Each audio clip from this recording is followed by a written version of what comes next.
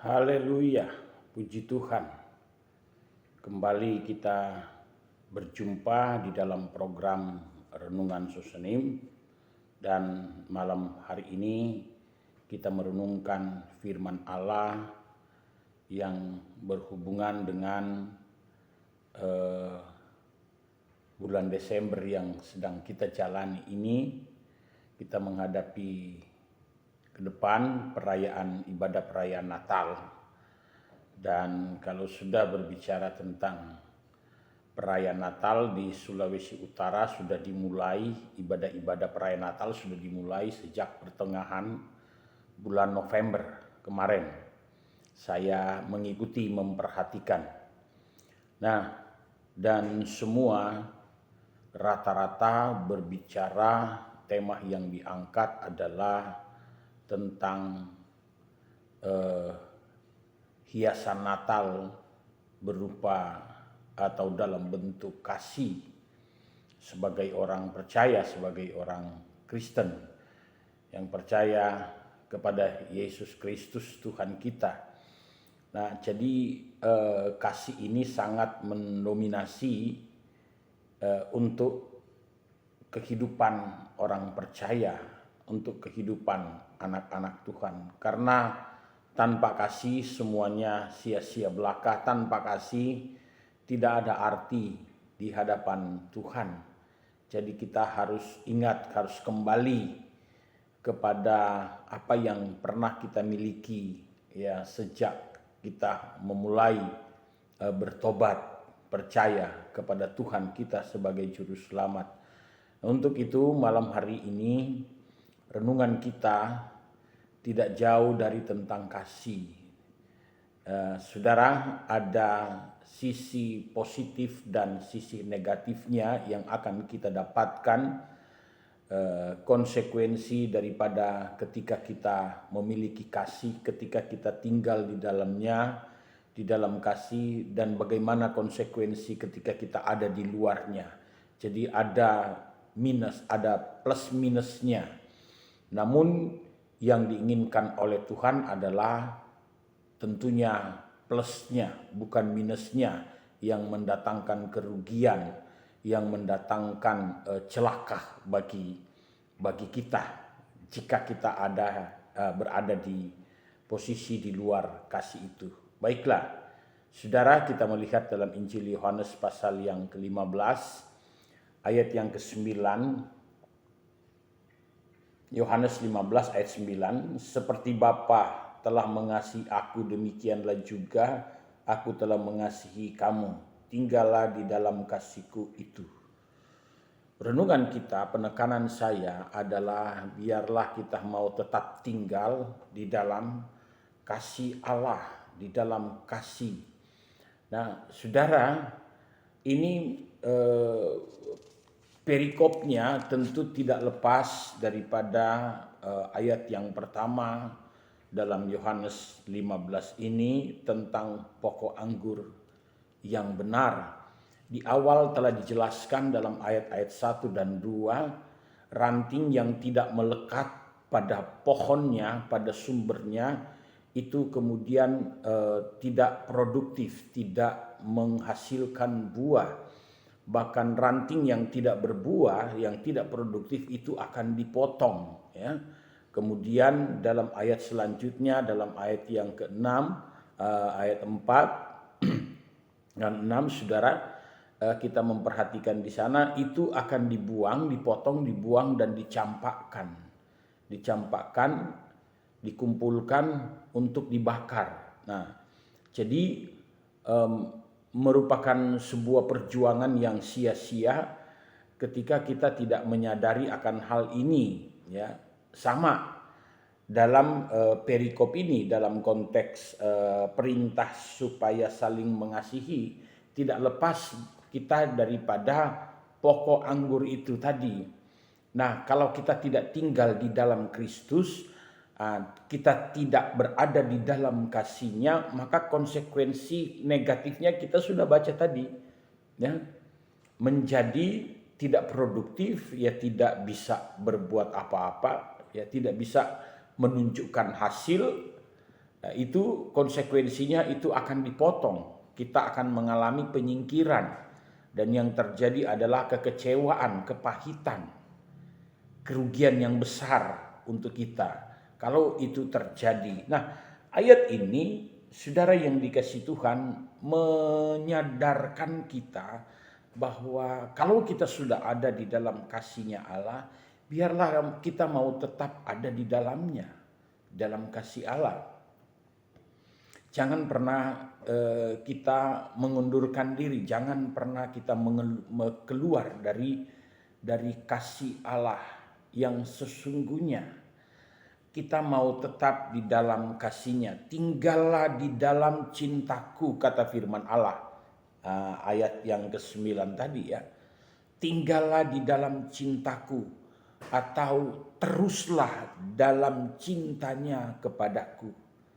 Itu di dalam terjemahan Amplified Bible. Ya. Amplified Bible mengatakan tinggal, teruslah di dalam cinta pertama, teruslah di dalam cintanya kepadaku. Jadi saudara, kita tidak boleh lepas daripada cinta yang kita miliki. Ya, jadi seperti itu, kita mau tetap tinggal. Kenapa? Karena ada konsekuensi. Dan itu sangat membahayakan kita kalau kita mengalami hal itu. Ya, kita akan dipotong kalau kita tidak tetap melekat pada kasih Allah. Kita tetap tidak tinggal di dalamnya, di dalam Kristus. Kita akan dicampakkan menjadi sia-sia, tidak berguna. Perjuangan kita selama ini, tetapi yang pada akhirnya kita dicampakkan, kita di-cut oleh Tuhan. Perjuangan kita tidak menjadi percuma justru. Nah, itu sebabnya biar kita mau tetap tinggal di dalam kasih Allah. Konsekuensi yang kedua, orang yang di luar kasih Allah, tidak tinggal dalam kasih Allah, kan dalam kitab Wahyu sudah menjelaskan, Wahyu 2 ayatnya yang ke-5, kaki Dian itu akan diambil. Bahkan pada ayatnya yang ke-4 kita dicela oleh Tuhan kalau kita meninggalkan kasih itu, kalau kita ada di luar kasih itu. Ayat 4 dalam kitab Wahyu 2, kita dicela oleh Tuhan. Saudara bisa merasakan sendiri kalau kita mencela orang, bagaimana perasaan orang itu. Nah, ini Tuhan yang mencela kita kalau kita di luar kasih-Nya. Ya. Ayatnya yang ke-5, saudara, kaki Dian itu akan diambil oleh Tuhan. Akan dipindahkan, dalam bahasa lain ya. Kaki Dian itu akan dipindahkan. Dipindahkan ke siapa? Ke orang yang berkenan kepada Allah. Ke orang yang masih tetap tinggal dalam kasih Allah. Pada cinta awalnya, pada kasih awalnya, itu diberikan kepada orang lain. Saudara, selama ini apa yang kita pegang kemudian menjadi sebuah kebanggaan kita, kemudian kita menyayangi, kita merawat, tiba-tiba diambil oleh Tuhan, dipindahkan, dikasih ke orang lain. Bagaimana perasaan kita? Sama, kaki Dian itu akan dipindahkan oleh Tuhan. Ya, dengan kata lain, diambil dari kita. Dan pada akhirnya perjalanan kita itu menjadi gelap gulita karena tidak ada cahaya, tidak ada terang yang menerangi perjalanan kita. Akhirnya kita tabrak sana, tabrak sini karena di dalam kegelapan. Kita dikuasai oleh kegelapan dosa. Dan kita tidak bisa tahu tujuan arah kemana langkah kita. Karena gelap, kita meraba-raba. Karena kaki Dian itu sudah diambil. Terang itu sudah diambil. Roh Kudus itu sudah diambil. dipindahkan kepada orang lain. Cahaya terang yang menerangi perjalanan selama ini akan diambil. Tetapi bagaimana dengan orang yang tetap tinggal di dalamnya? Dalam konteks Yohanes 15 itu akan berbuah. Dia menjadi produktif. Dia akan menghasilkan buah. Dia akan menghasilkan sebuah kehidupan yang kekal, dikatakan oleh firman Allah. Dia akan berbuah banyak. Buah itu akan dinikmati oleh orang banyak. Dan pada akhirnya dia dapat memuliakan Bapanya di surga. Jadi ketika orang tetap tinggal di dalam kasih Allah, maka hidupnya dipenuhi dengan berkat Tuhan. Dia berkembang, dia bertumbuh imannya kepada Tuhan. Dia meningkat, dia memiliki jiwa sosial yang tinggi pada akhirnya. Tidak tahan melihat orang-orang yang serba dalam kekurangan. Pasti dia mengulurkan tangan, pasti dia membantu, pasti dia akan memberi. Dia ingin melihat hasil daripada dia ada di dalam kasih Allah. Dia ingin menikmati buah itu. Tuhan pun ingin menikmati, melihat kita berhasil, melihat kita menghasilkan sesuatu yang baik yang dapat bermanfaat oleh orang banyak di sekitar kita. Buah itu. Kita akan hidup diberkati oleh Tuhan ketika kita tetap ada di dalam kasih Tuhan. Untuk itu saudara yang dikasih Tuhan, mari kita mau kembali lagi kepada kasih Tuhan. Kita mau ada di dalamnya, kita mau melekat di dalam kasih Allah. Jangan pernah keluar lagi. Kalau kita keluar berarti kita sedang bermasalah dan kita membawa diri kita kepada sebuah kebinasaan, kehancuran.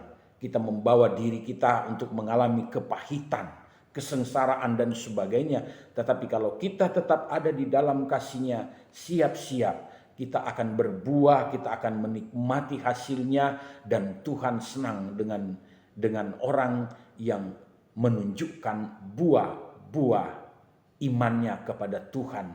Tuhan Yesus memberkati. Haleluya. Dan kita berdoa. Terima kasih Tuhan untuk renungan firman-Mu pada malam hari ini. Tuhan Yesus menolong, Tuhan Yesus memberkati kami jemaat Tuhan, GPD Yesus Sanim, dan kami hamba-hamba-Mu. Kiranya kami tetap ada di dalam kasih Tuhan Yesus Kristus. Kami berdoa dengan pengucapan syukur dalam nama Tuhan Yesus Kristus. Haleluya. Amin.